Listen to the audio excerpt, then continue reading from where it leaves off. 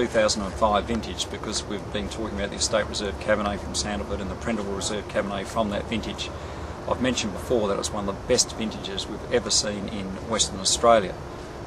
Why was it such a good vintage? I think on reflection, looking back, and I'm just comparing it to the 2008 vintage that we've just been through now, 2005 was a very mild year.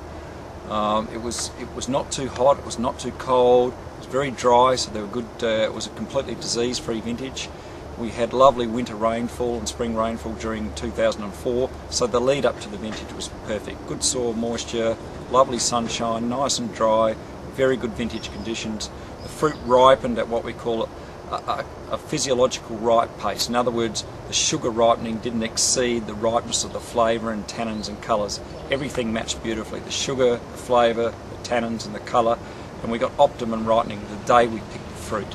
So that's what led us to a good vintage. Once we picked the fruit, as we put it through the crusher, it was black running out of the crusher, always a sign of a great year. And then when we checked the acidity, fantastic moderate to high acidity levels, which lets you know, combined with the colour, that we're going to have very long-term cellaring wines. So lovely, elegantly structured wines, but still with some power and finesse with the tannins, colour and flavour, and then lovely length from the tannins, and certainly the acidity will allow the wines to last 15 to 20 years.